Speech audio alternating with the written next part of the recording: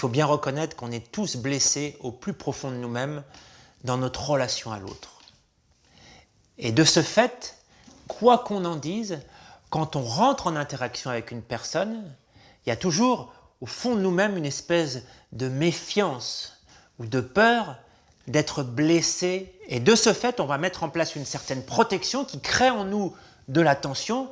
Et bien sûr, tout ça, c'est variable en fonction des personnes ou des circonstances. Et derrière mon sourire et mon attitude d'ouverture, il y a ce désir d'être perçu comme quelqu'un de bien. Et si l'autre ne satisfait pas mes besoins, ne répond pas à mes attentes, ou ne me renvoie pas l'image d'une bonne personne, eh bien elle ne va pas susciter en moi des sentiments positifs. Pareil, si une personne que j'aime bien ou qui me connaît bien me critique, me déçoit ou me trahit, qu'est-ce qui se passe? Je me ferme. En fait, l'autre est souvent perçu consciemment ou inconsciemment comme un ennemi potentiel. Et la vie nous le prouve tous les jours.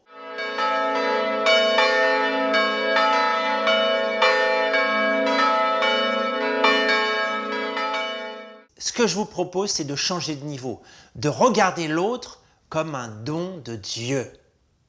Alors c'est déroutant et ambitieux, parce que du fait que ça vient de Dieu, c'est absolu. Ça veut dire que ça ne dépend ni de la personne, ni de son attitude, ni de ses sentiments envers moi. En clair, qu'il soit sympa ou pas sympa, qu'il m'aime ou me déteste, qu'il me fasse du bien ou qu'il me pourrisse la vie, ça ne change rien. L'autre est un don de Dieu, pour moi. Par contre, ce que ça change de façon radicale, c'est la relation que j'ai avec l'autre et avec moi-même. Parce que si l'autre est un don de Dieu pour moi, ça veut dire que je suis un don de Dieu pour lui. Les deux propositions sont indissociables. Ce sont les deux faces d'une même médaille. Concrètement, mon attitude à l'autre est complètement bouleversée.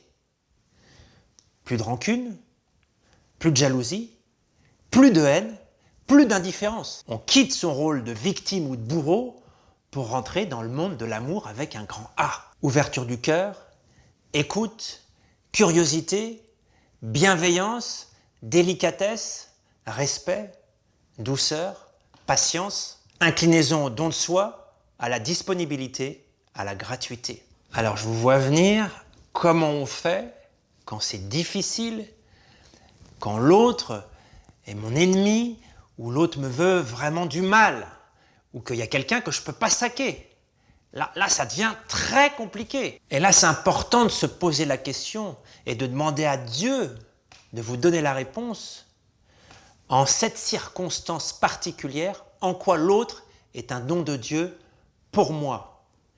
Qu'est-ce que Dieu veut me faire expérimenter à travers l'attitude de l'autre, à travers son comportement? Si l'autre me trahit, et je découvrirai peut-être la puissance du pardon.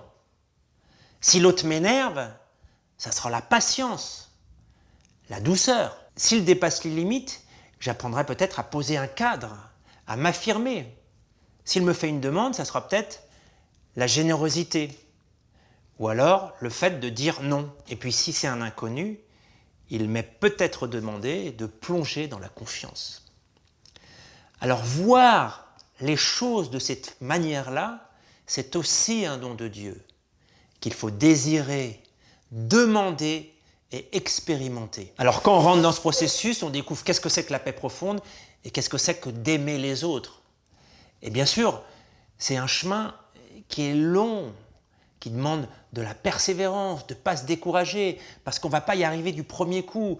Et quand on tombe, il faut savoir se relever, même si ça ne marche pas. Mais si on décide de s'engager sur ce chemin, petit à petit, les choses vont se transformer et ça va être de plus en plus facile.